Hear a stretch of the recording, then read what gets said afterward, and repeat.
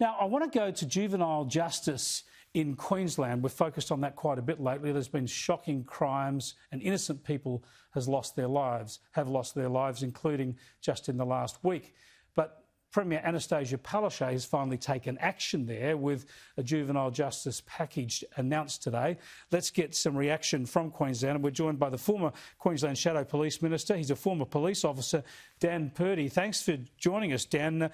Firstly, when we go through what Annastacia Palaszczuk has outlined, and this includes stricter bail conditions, a focus more on keeping juvenile repeat offenders in custody rather than on bail. It includes electronic bracelets for those who are on bail. It includes trying to involve their parents in making sure they meet their bail obligations.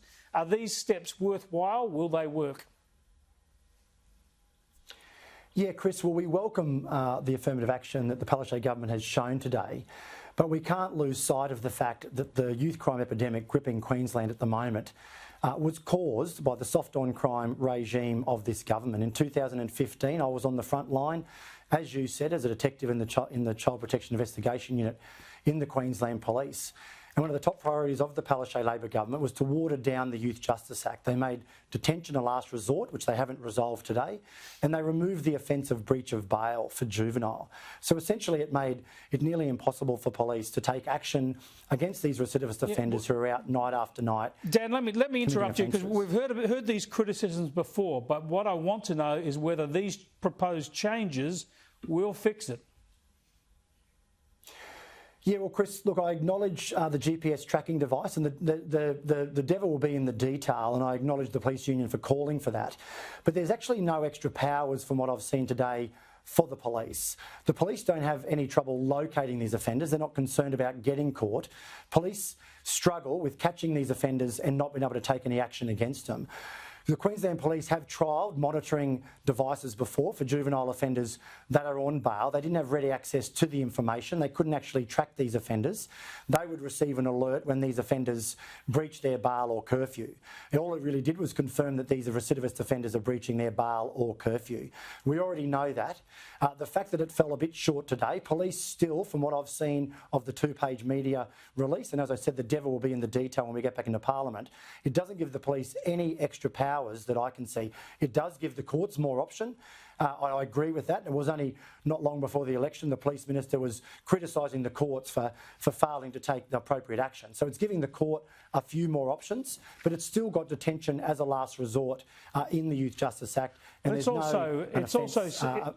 they've also set up a youth crime task force to be headed up by Assistant Commissioner Cheryl Scanlon, so they're trying to upgrade the policing as well. One of the key revelations here that I think a lot of people might find difficult to understand, and that is that only 400 youths apparently are the problem here. In a state the size of Queensland, you've got 400 juvenile offenders who are accounting for the majority of the juvenile crime problem. You would think with that low number of offenders, you'd be able to keep them under control.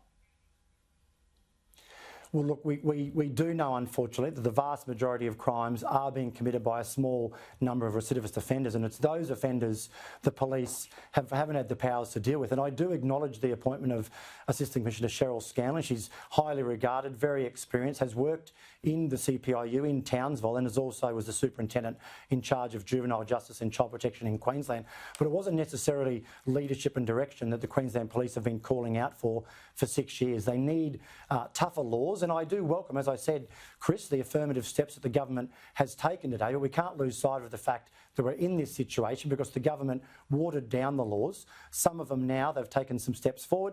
We acknowledge that. But the devil will be in the detail. As I said, the GPS tracker, any technology, any resources of extra for our police is an extra tool in their kit, and that is welcome. But we need to see what access, what technology will be, and what police can really use to their advantage. Dan, thanks for your time. Thanks, Chris. Dan Purdie there with the opposition in Queensland. Let's see how this all pans out.